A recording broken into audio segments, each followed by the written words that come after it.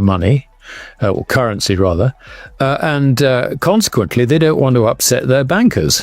So they're not in the business of running around and telling everybody how awful the American government is and how they're destroying their currency and all the rest of it, and we're going to sell it off. No, they would rather keep quiet at things. Now, a very good example of this is India. India does a huge amount of trade with the West, and it's not in its interest to rock the boat on currencies at all. And it's only recently, actually, that India has sort of decided to start protecting herself by accumulating gold reserves. And, they haven't finished doing that. I mean, it's quite clear to me that they need to get their reserve position up even further. Now we'll show you the best clips of the latest interview, but first, hit the like button, smash the subscribe button. Join our WhatsApp channel for real-time updates, breaking news, and expert predictions on gold, silver, and financial markets. Link in the description or pinned comment. Stay ahead of the curve. Don't miss out. On the one hand, you got the revenue diminishing. You got that debt to GDP ratio. This is, this works out of the GDP actually contracting, if you look at it, taking that distortion of extra government inflation pushed into the GDP. Consequently, the idea that there is the backing for central banks is just not true. The ultimate backing isn't there.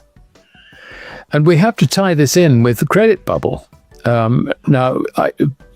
Most people don't really understand they're in a credit bubble, but you've only got to look at the other side of credit. Look at debt. Oh yes, we're in a debt bubble. We all know that. So if we're in a debt bubble, we are in a credit bubble. And that credit bubble is the biggest ever seen in the history of the world.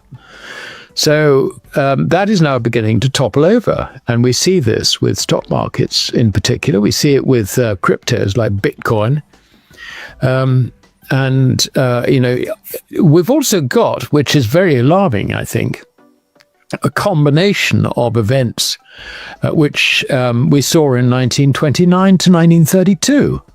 That is to say, the unwinding of the credit bubble of the Roaring Twenties, which was brought about by Benjamin Strong at the Fed, who was if you like, a monetary expansionist.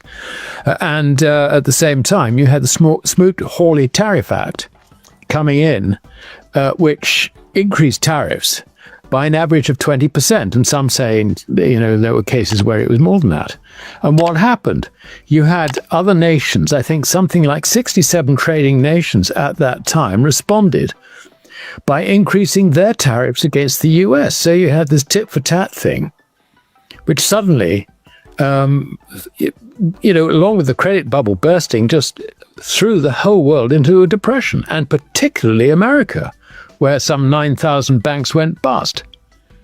This time round, of course, we can't allow banks to go bust. And, they're not small two-branch banks, which, was sort of typical in America in the late 1920s and into the 30s. But, the Fed's going to have a problem. How can it rescue? How can it underwrite the commercial banking system if it is deeply in negative equity and it is becoming apparent to foreign holders of the dollars that they're not getting compensation for the risk of holding those dollars, so they are selling dollars for gold, which is actually what we see at the moment. As far as the Fed is concerned, the only result, if you like, of their trying to rescue the entire financial system in America will be to drive the dollar down. Because part of that is going to be suppression of interest rates, which will be rising. So, this is a situation which I think people are not really aware of. I mean, for a start, they're not really aware. They may just be becoming aware, if you like, that there's a credit bubble bursting. But the vast majority of investors aren't there yet. And I think the second thing is that this sort of comforting thought that, the central banks can always print their way out of trouble, and, negative equity doesn't matter in a case of a central bank, and anyway, the government's going to rescue them or whatever, you backstop the whole thing. This, I'm afraid, is not the case. It cannot happen. So we need to understand this. And I think the earlier we understand this, the better for us. In today's news recap, silver price forecast. Silver sees upside above $33.40 on soft U.S. PPI and CPI, Trump tariff fears. Silver price trades close to near the monthly high of $33.40 in North American trading hours on Thursday. The white metal strengthens as cooling United States consumer and producer inflationary pressures pave the way for the Federal Reserve, Fed, to cut interest rates. In the June policy meeting, the U.S. Producer Price Index report showed that the headline and core producer inflation decelerated at a faster than expected pace to 3.2% and 3.4%, respectively, in 12 months to February. Month-on-month headline PPI remained flat while the core figure deflated by 0.1%. On Wednesday, the U.S. headline and core consumer price index rose by 2.8% and 3.1%, respectively, in February, slower than their estimates and their prior releases.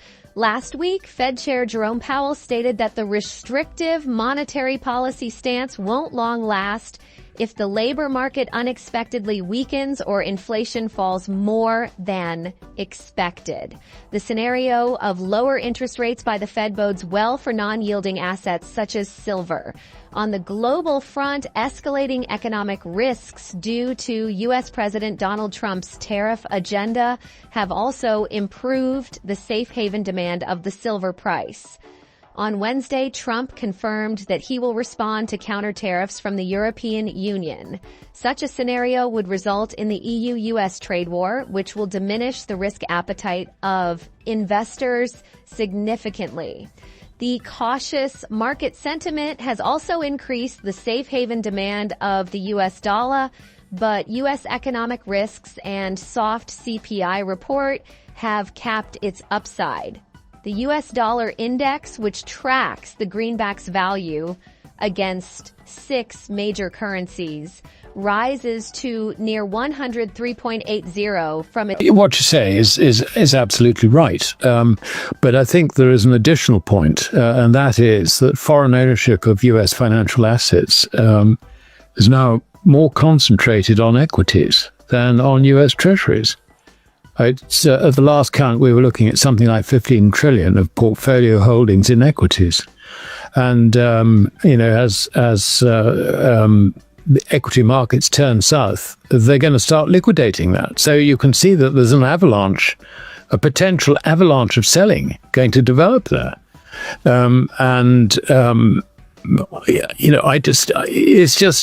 It's a combination of feeling that this is the case and also understanding the real background to it.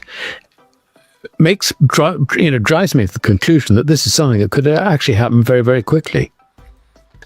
All we know is that overseas investors were caught up in the crash, but I think Winston Churchill lost money in that crash, believe it or not.